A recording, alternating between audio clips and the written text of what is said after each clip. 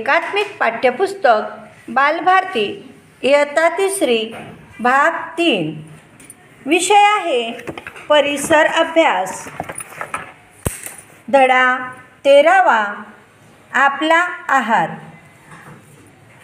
राजूच्या घरी बाबा म्हणाले, चला जेवायला बसू, पण राजू दिसत नाही तो, नेहमी तर सगळ्यांच्या आधी हजर असतो। आई म्हणाली, त्याला थोडा ताप आहे, मगाशीच मी त्याला मऊ दही भात दिला होता, आता जरा त्याचा डोळा लागला आहे। बाबा म्हणाले, मग झोपू दे त्याला, आपण जेवायला सुरुवात करायची का? ताई म्हणाली, लगेच बसूया, मला खूप भूक लागली आहे, आज शाळेत लंगडीची मॅच होती, मी मॅच खेळून आले आहे। आई म्हणाली, ये बैस लगेच। ताई म्हणाली, आई कोबीची भाजी कशाला केलीस ग? तुला माहिती आहे ना मला आवडत नाही, मला नको बाई। आई म्हणाली, ताई असे बोलू नये, बाळ प्रकृती धडधाकट राहायला हवी की नको? मग सगळे पदार्थ नको का खायला? आणि ताटात काहीही टाकायचे नाही। ताई म्हणाली, बरोबर आहे, शाळेत देखील बाई नेहमी हेच सांगतात, मी ताटात भाजी टाकणार नव्हते। बाबा म्हणाले, आता कसे शाण्यासारखे बोललीस?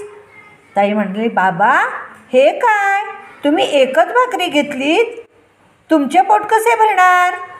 आजोबा म्हणाले, तो दिवसभर कचेरीमध्ये बैठे काम करतो, त्याला भूक लागणार कशी?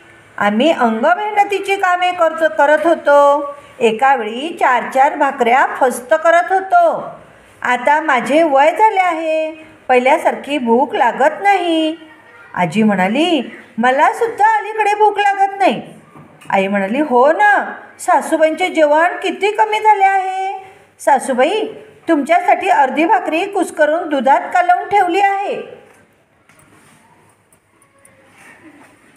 सांगा पाहू। आता राजूला आईने मऊ दही भात का बरं दिला होता, सांगा बरं? हां बरोबर, त्याला काय आला होता?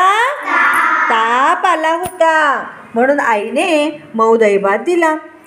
ताईला खूप भूक कशामुळे लागली होती, सांगा बरं? हां, ताई कशाची मॅच खेळून आली होती?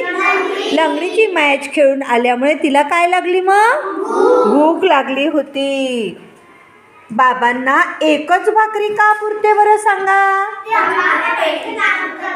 ऑफिसमध्ये बैठे काम करतात, त्यामुळे त्यांना भूक लागत नाही, कमी भूक लागते। आता आजी आणि आजोबा कमी का खातात, सांगा बरं? त्यांचं काय झालंय? वय झालं आहे, त्यामुळे पचनशक्ती कमी होते, अन्न कमी जाते, त्यांची अंगमेहनत होत नाही, म्हणून त्यांना अन्न कमी जाते। आता बघा मुलांनो, आपल्याला काही नवीन शब्द शिकायचा आहे। आहार म्हणजे काय? आहार म्हणजे रोजच्या रोज 2 वेळेच्या जेवणात आपण काही अन्नपदार्थ खातो, शिवाय काही अन्नपदार्थ इतर वेळेस खातो। याखेरीज दिवसाकाठी आपण कधीतरी दूध, चहा, कॉफी, सरबत असे पेयपदार्थही घेतो। दिवसभरात जे खाद्यपदार्थ व पेयपदार्थ आपल्या पोटात जातात, त्या सर्वांना मिळून आहार असे म्हणतात। आता बघा, आहार जास्त किंवा कमी का होत असतो? एखाद्या दिवशी आपल्याला भूक जास्त लागते, तेव्हा आपण भरपूर जेवतो, त्या दिवशी आपला आहार जास्त असतो। कधी भूक कमी लागते, कमी असते, तेव्हा आपण थोडेसे जेवतो, त्या दिवशी आपला आहार कमी असतो। सांगा पाहू, या दोघांपैकी जास्त आहार कोणाचा असेल? ताईचा। का बरं? कारण ताई तरुण आहे, त्यामुळे तिचा आहार जास्त आहे। या उलट आजी म्हातारी आहे, त्यामुळे तिचा आहार कसा आहे? कमी आहे। काही कामे करताना शरीराची भरपूर आणि वेगाने हालचाल होते, शरीराला भरपूर कष्ट पडतात, अशी कामे अंगमेहनतीची कामे होत। अंगमेहनतीची कामे केल्यामुळे खूप भूक लागते. काही कामे एका जागी बसून करायची असतात. ती करताना शरीराला फार कष्ट पडत नाही. अशा कामांना बैठी कामे म्हणतात. बैठी कामे करणाऱ्यांची भूक त्या मानाने कमी असते. आता या चित्रांमध्ये बघा, हे 2 चित्र आहे. पहिल्या चित्रामध्ये जो माणूस बसलेला आहे त्याचं काम बैठं आहे आणि दुसऱ्या चित्रातल्या माणसाचं काम हे अंगमेहनतीचं आहे, ओझे उचलण्याचं आहे. त्यामुळे अंगमेहनतीचे कामे करणाऱ्या व्यक्तींचा आहार जास्त असतो. त्यांना अधिक अन्नाची गरज असते. माहीत आहे का तुम्हाला?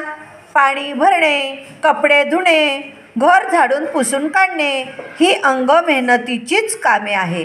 ही कामे करणाऱ्या व्यक्तींना भूक जास्त लागते. ही कामे करणारी व्यक्ती स्त्री असो अथवा पुरुष, त्यांना पुरेसे अन्न मिळणे गरजेचे असते. माहीत आहे का तुम्हाला?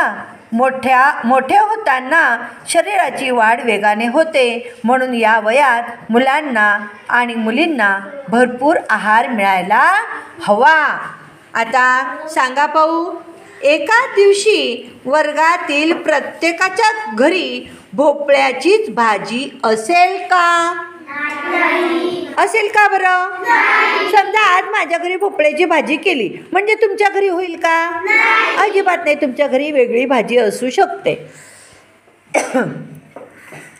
रोज तेच जेवण बनवले तर तुम्हाला आवडेल का? का नाही आवडणार? कारण तुम्हाला कंटाळा येईल ना रोजचं तेच जेवण खाऊन खाऊन. मग तुम्हाला रोज वेगळ्या वेगळ्या भाज्या पाहिजे, वेगळं वेगळं जेवण पाहिजे, तेव्हा तुम्हाला ते जेवण आवडतं. रोज तेच दिलं तर तुम्ही जेवत नाही, नखरे करतात. आंबे आपल्याला वर्षभर का मिळू शकत नाहीत? वर्षभर आंबे खातो का आपण? नाही, कारण आंबे फक्त उन्हाळ्यातच येत असतात. आता अन्नपदार्थातील विविधता, भुकेप्रमाणे आपण कमी जास्त खातो. यावरून आपला आहार थोडा आहे की जास्त हे ठरते. ही झाली आहाराविषयीची एक माहिती. आपण कोणते अन्नपदार्थ खातो ही माहिती पण घ्यायला हवी, म्हणजे आहाराविषयीची माहिती पूर्ण होईल. निरनिराळ्या लोकांच्या आहारात निरनिराळे अन्नपदार्थ असतात. त्याची कारणे काय असतील? एकाच घरात रोज ठराविकच पदार्थ बनवले गेले तर तेच अन्नपदार्थ सतत खावे लागतील. जेवण कंटाळवाणे होईल, म्हणून अन्नपदार्थ आलटून पालटून करतात. जेथे भात भरपूर पिकतो तेथील लोकांच्या खाण्यात भात जास्त असतो, तर ज्या भागात ज्वारी किंवा बाजरी जास्त पिकते तेथील लोकांच्या जेवणामध्ये भाकरी जास्त असते. काही भागात गहू जास्त पिकतो, त्या भागात गव्हाची पोळी खातात. समुद्रात मासळी भरपूर मिळते, म्हणून कोकणातील लोकांच्या आहारात मासळी जास्त असते. वर्षाकाठी ऋतुमानाप्रमाणे वेगवेगळ्या भाज्या आणि वेगवेगळ्या वेळी फळे वेगवेगळ्या वेळी मिळतात. त्याप्रमाणे आहारातील अन्नपदार्थातही फरक पडतो. एखादा समारंभ असेल तर काही वेगळे अन्नपदार्थ करतात. सणासुदीच्या दिवशी गोडाधोडाचं जेवण करतात. आपण काय काळजी घ्यायची ते बघा हां. प्रकृती चांगली हवी असेल तर आहाराविषयी काळजी घ्यावी लागते, म्हणून घरी बनवलेले सर्व पदार्थ खावेत. न आवडणारे पदार्थ खायचेच नाहीत असे करू नये. मोड आलेल्या कडधान्यांच्या उसळी आणि पालेभाज्या आहारात वारंवार असाव्यात. अधूनमधून जेवणात दही, ताक असावे. वर्तमानपत्रात किंवा दूरदर्शनवर शीतपेयांच्या खूप जाहिराती असतात. ते पदार्थ विकत घ्यावेत असा मोह पडतो. ते पदार्थ चवदार असतात, आकर्षक वेष्टनात मिळतात, पण ते आरोग्याला चांगले असतीलच असे नाही. आपण काय शिकलो? दिवसभरामध्ये जे खाद्यपदार्थ आणि पेयपदार्थ पोटात जातात त्या सर्वांना मिळून आहार असे म्हणतात. वय, करावी लागणारी मेहनत आणि प्रकृती आहारात फरक पडण्याची कारणे आहेत. ऋतुमानाप्रमाणे मिळणाऱ्या अन्नपदार्थांमध्ये मुळे आहारामध्ये बदल होतात. वेगवेगळ्या भागात सहजपणे मिळणारे अन्नपदार्थ हे वेगवेगळे असतात. त्यामुळे लोकांच्या आहारात विविधता दिसते.